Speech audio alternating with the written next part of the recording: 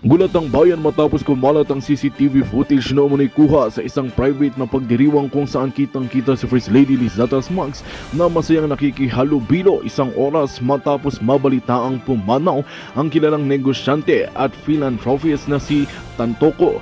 Ang nasabing video ay agad na naging viral sa social media at umani ng matitinding reaksyon mula sa publiko, lalo na't may mga lumulutang na espekulasyon ukol sa misteryosong pagkapanaw ni Tantoco. Sa gitna ng umiinit na usapin, pinaiimbestigahan na umano ng mga otoridad ang posibleng koneksyon ng nasabing pagdiriwang sa kaso ni Tantoco. Ayon sa ilang insider, may mga personalidad sa video na dati nang naiuugnay sa isang international drug operation dahilan upang lalo pang uminit ang issue. Nananawagan naman ang ilang mambabatas ng transparency mula sa palasyo at hinihinging ipaliwanag ng unang ginang ang kanyang presensya at pakikihalahok sa okasyong ito. Samantala, wala pang opisyal na payag mula sa kampo ni Lizetta tungkol sa nasabing footage. Patuloy namang umaasa ang daong bayan na magbibigay ng linaw ang isyu at maglalantad ng buong katotohanan sa likod ng pagkapanaw ni Tantoco. Sa mga susunod na araw, inaasahan ang mas malalim na imbestigasyon habang tumindi ang panawagan ng sambayanan para sa hustisya at katotohanan. At yun nga ang balitang ating pakakatutukan. Ngunit bago ang lahat, siguraduhin mag-subscribe at ihit ang notification bell para sa patuloy na pagtutok sa mga sulap ng bagong balita dito lamang sa tunay na boses ng masa.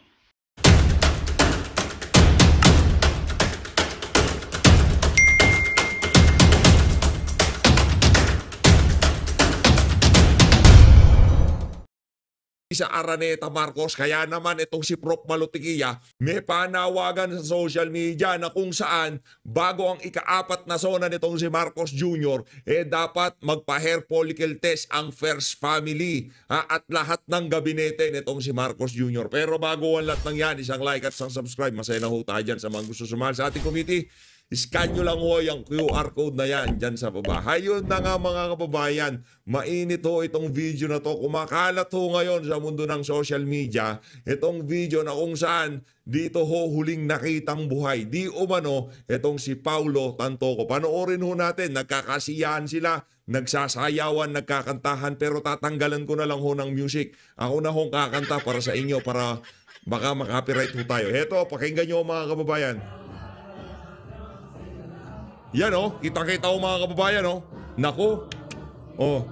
I will survive. Yan, sige.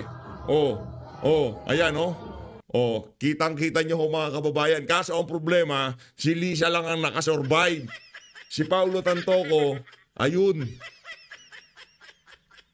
Aksidente ho niyang sinubsob ang pagmumukha niya sa Coca-Cola.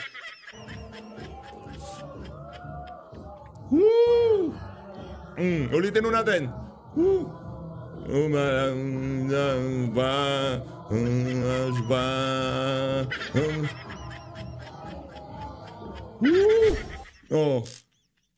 Ano yan? Ang tawag ho dyan, sayanaw iyak liter. Ngayong mga panahon na ho na to mga kababayan, talagang hindi ho magkanda ugaga ang Malacanang kung ano ang sasabihin nilang paliwanag diyan sa lumabas na balita na yan na talagang ang kinagurgur nitong si Paulo Tantoco Coca-Cola overdose.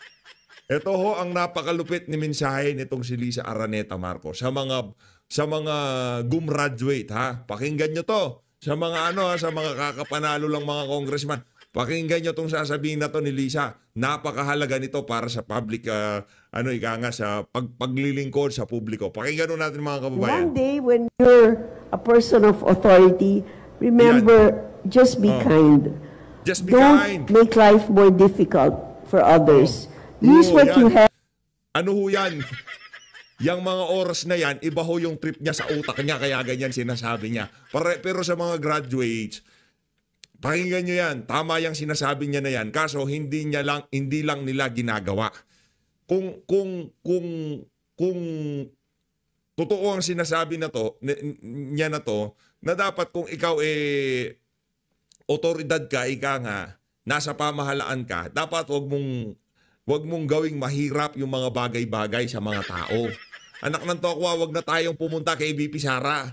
Wag na tayong pumunta sa mga kalaban nila sa politika. Punta na lang ho tayo sa estado ng mga ordinaryong Pilipino ngayong mga panahon na to. Imbis na atupagin nila, na mabigyan ng magagandang trabaho ang mga Pilipino. Anong ginagawa nila? Nag-i-scuba diving sila diyan sa Taal Lake. Naghahanap sila ng mga buto-buto. Para saan? Para pagtakpan yung issue nitong si Paulo Tantoco. Tuloy natin. Trip naman to trip ho niya to. To make life easier for other people. Yan. That's really important because if you cannot help others or make a difference in their lives, why bother, right? And one day when you're a person, why bother, right? O ibig sabihin mo sa asawa mo, mag-resign na siya. Dahil kayo ang itong administrasyon na to, ang pinakawalang kwentang administrasyon mula nagkaroon tayo ng kamalayan pagdating sa politika. Ito sabihin ko na sa inyo alam nyo naman, binabanatan natin dito yung administrasyon ni Noynoy Aquino. Talagang sinasalansan ho natin yan. Sa 44, DAP, PIDAP. Maraming kababuyan ginawa noong panahon nitong si Noynoy Panot. Pero ito ho, mas masahol pa ho ito. Kumbaga, linampasan ho nila. Doblado ho yung kabalbalan nitong si Panot dito sa administrasyon na to.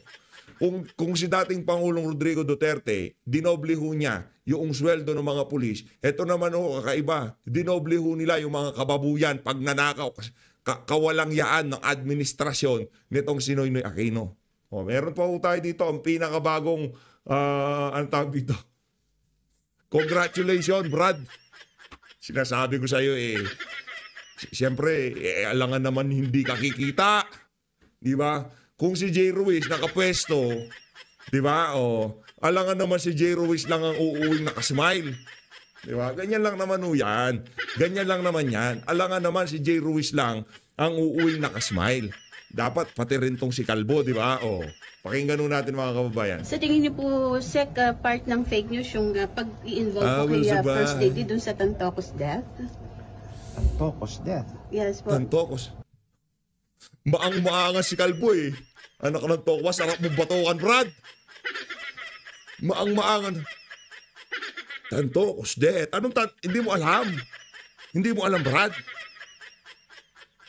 Alam na sambayan ng Pilipino. Buong Amerika, buong mundo. I-search mo sa Google, Adictos Benedictos President, lalabas si Marcos Jr. Baka yun hindi mo rin alam. Pinapaalam ko na sa inyo. Lagay nyo ganito, lagay nyo sa Google, Addict President. Isa lang hong lalabas na raon dyan, si Marcos Jr. Hindi si Zelensky, hindi kung sino-sino presidente. Ang lalabas si Marcos Jr. Tuloy, Tantocos dito. That's a private matter. I cannot comment on that. Loko-loko, anong private matter? Meron ka ba saltik, Brad? Sabaw-sabaw na rin ba utak mo nung naging PCO secretary ka? Yan ang problema. Pag nagmamaang-maang ka una. Tantocos death, that is private matter. I cannot comment on that. Sinto ka ba, Brad? Nai-involve dito yung First Lady. Sinasabi nila dahil doon sa ginawang Manila Film Fest Film Fest dyan sa Estados Unidos at kasama sa entourage itong si Tantoco, yun ang naging dahilan sa pagkakagurgur nitong si yaang Film Fest na yan. Habang nagpi-Film Fest sila, hindi sila nanonood ng movie. Nandun sila sa kwarto. Nagcoca-cola sila. Ito si Boying, mamaya ka sa akin, Boying. Kasi si Boying, madami-dami pang buto. Damihan nyo pa, sir. Maglagay kayo doon, helicopter, ihulog nyo lahat para talagang kapani-paniwala. At speaking of buto-buto, mamaya yung ninostra natin na yung issue ng mga nawawalang sabungero, hindi naman talaga kay Atong. Walang kwenta yan. Anong mapapala nila kay Atong Ang? Di naman tatakbo ng presidente yan. Mamaya pag-usapan natin yan ulit. Okay, punta na pala tayo dito. Tapos na tong si Calvo. Sa tingin niyo po, tinanong siya ni Ma'am Eden Santos. Ayun. Yan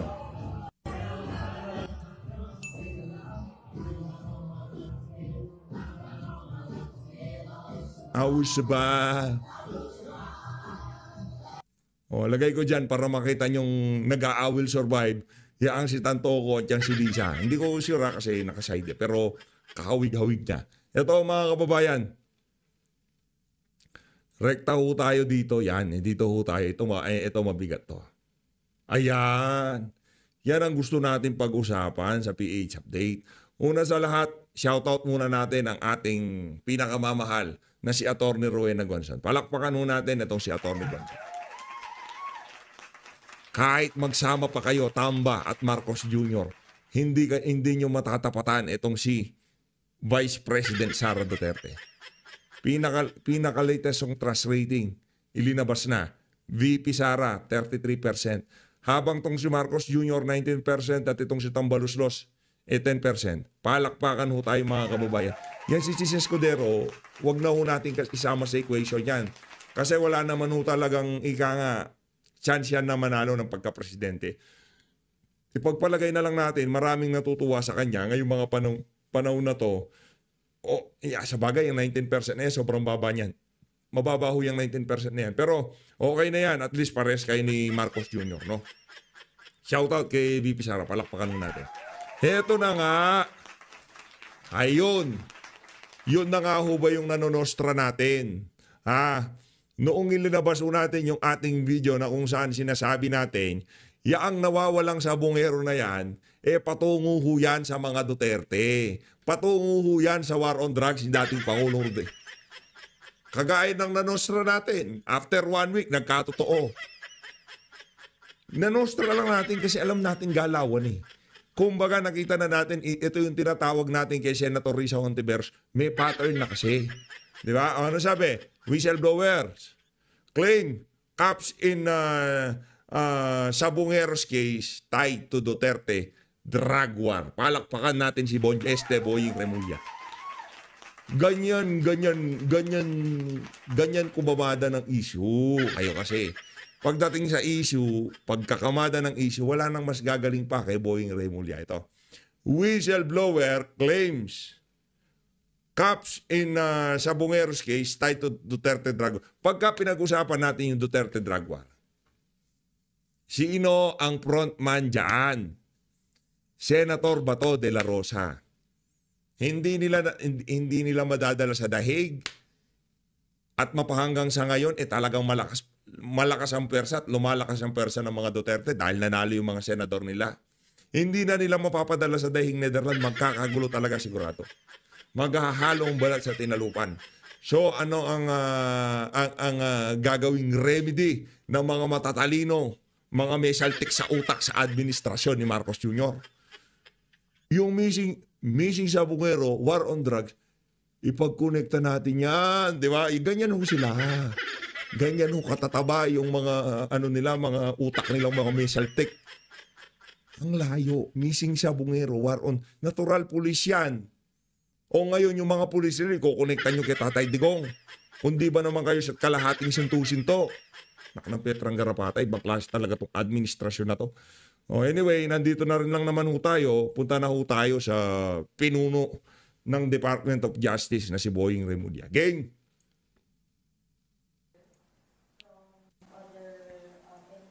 Hindi pa. Pero I will get to meet him again this week. Si Atty. Calinisan, I will get to meet him again this week. You mentioned in the interview possibility or I will survive. I will survive. Hey. Pero kasi nagkaroon ng intersection ng mga kasong to. In an arrest made in Valenzuela, May Kawayan, where drug suspects who were arrested were also intertwined with the Isabong. Meron talaga nagkaroon ng isang incident na napagtagpi namin, napagdikit namin yung dalawang kasong yan. And it happened in May Kawayan, in a gas station there. Nagkaroon ng arrest dyan ng dalawang tao na nakakulong ngayon sa Batangas. But we had problems with that case. Kasi nga, naghihilahan yung ibang mga personalities about how to treat these suspects. Tsaka nag-recant yung mga kinausap namin noon. In fact, these people already went to the Senate to testify nung hearings conducted by Senator Bato de la Rosa on the ISAB.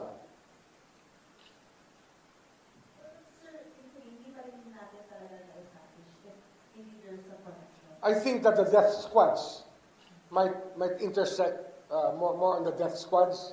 The people who Yan. undertake Death squad, the syempre. actual killings may intersect somehow with that. Boying, huwag ka naman magpahalata na takot ka sa mga Duterte. Talagang dinudurog mo no? Kung magpahalata, Brad. Merong oras ang lahat ng bagay. Kung yan ang oras mo sa pagdurog sa mga Duterte na hindi naman nangyayari, oras mo yan. Ibibigay namin yan sa'yo. Ika nga ni Tatay Digong, be my guest. Merong oras ang lahat ng bagay. Merong oras para maging malakas. Merong oras para maging mahina. Merong oras para purihin. Merong oras para siraan. Meron hong oras ang lahat ng bagay. At yung oras na yan, ibigay ho natin kay Boying. Kung yan ang gusto niya, kung yan ang gusto nila, ibigay ho natin sa kanila. Pero meron ding oras na kung saan kayo naman ang ahabulin ng mga multong ginagawa nyo na yan. Konekta nyo lang ng konekta ganito. With the drug war Kanya kang buhay and ka. with the ISAB. Mm. Same, may mga taong parehong involved sa pagpatay ng tao sa drug war at sa ISAB.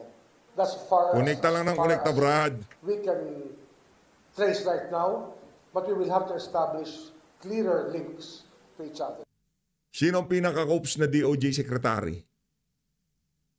Bibigyan ko kayo ng multiple choice. Maynard Guevara, si, ano pangalan nito?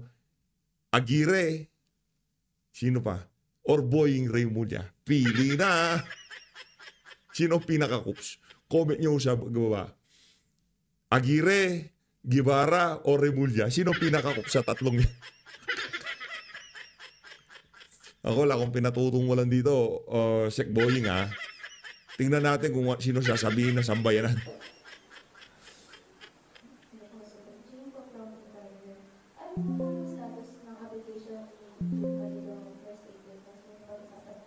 Hindi, wala kami pinag-uusapan na application for state witness. No such thing will be talked about.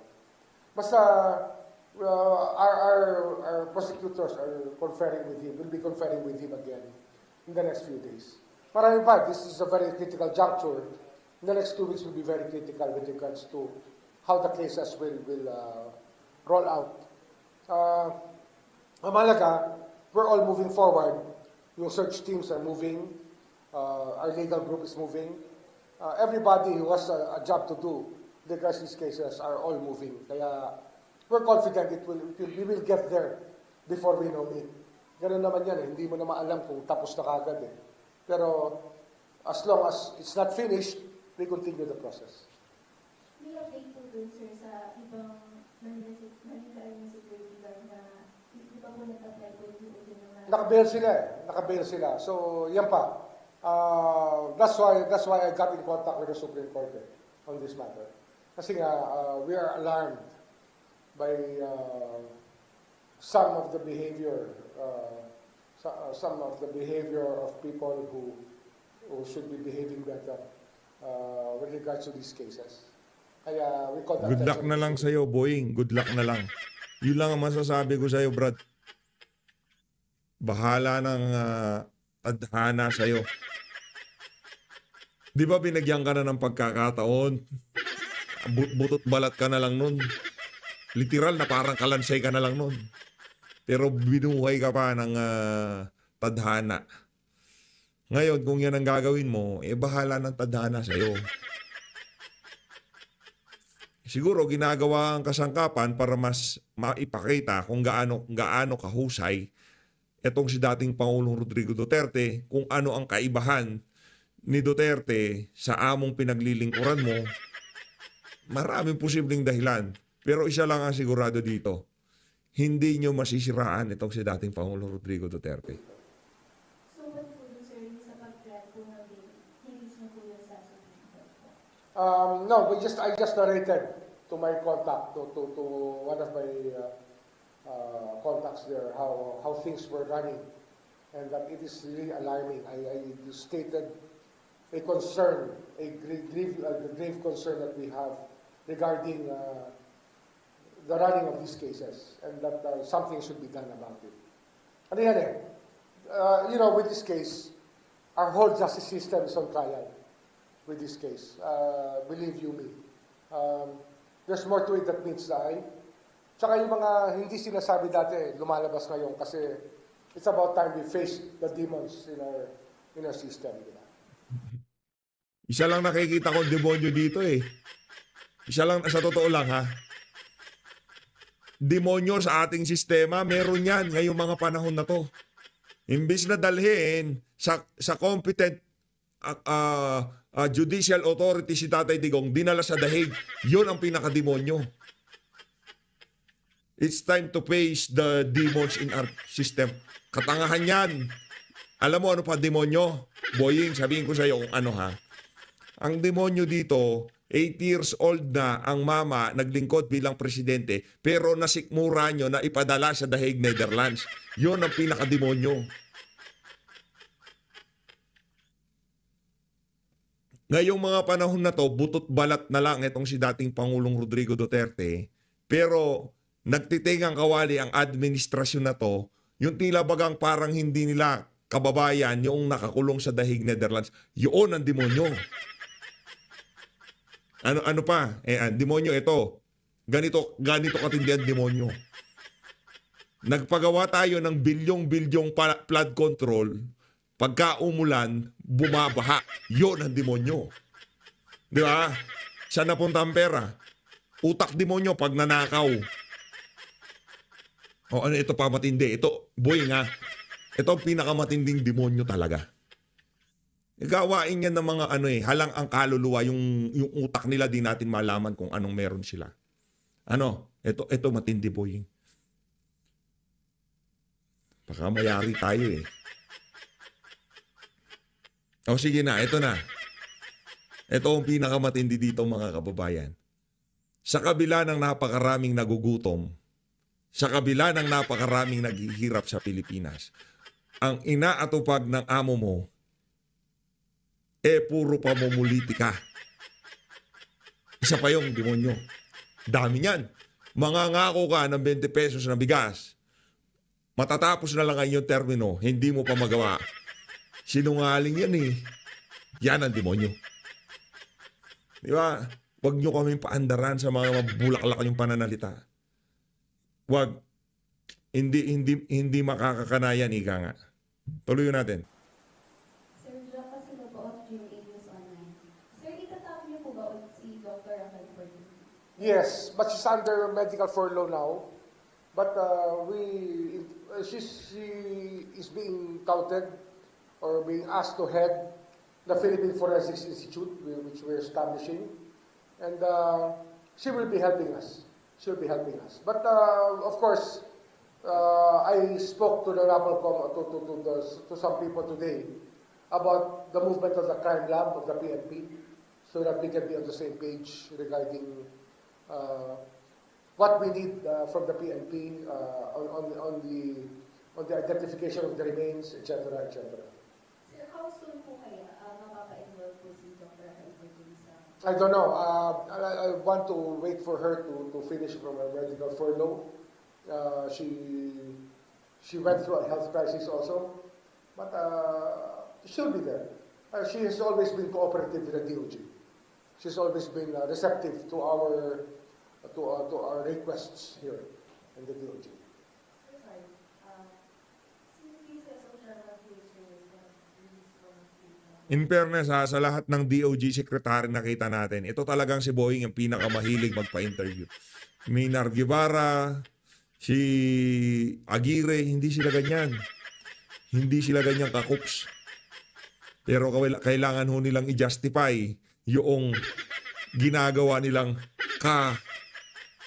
matindi dito, ganito. Dahil lalabas na yung report kay Paulo Tantoco dyan sa Amerika, kailangan mayroong pantapal na issue. Ano yan? Mga buto sa Taal Lake. Ganyan. I didn't mention any names. If the names came from somewhere else, I don't know. And I have nothing to say about that. Ang sinasabi ko lang talaga dati, pinadala ko na yung aking prueba sa Korte Suprema, and they're acting on their own. Do you have a number of names, sir, or ilan po yung mga possible involved po in the judiciary na? Nahirap magsalita dyan. I don't think it's proper to speculate on these matters, except for specific cases. Sir, dahil po sa akin, you mentioned that the recovery would hope to have months. Pero may threshold number kasi the number mentioned was 100 at least bodies. How many bodies should We don't know eh. There can be more. Kasi sa drug war, ang dami rin na walang tao eh. Hindi natin alam eh. Hindi natin alam. There can be more. But yung sa Bungero, in accordance with the testimony of, with the narration of alias Totoy, mukhang 100 na ang biktima sa Sabong pa lang. Hindi yung drug war, hindi pa natin pinag-uusapan yun. Kaya lang, mukhang nakasanayan na magtapon talaga ron. It has already become a place to dispose of human remains. Wow, kabisado mo. Check boy nga. Parang gano'n na ang nangyari.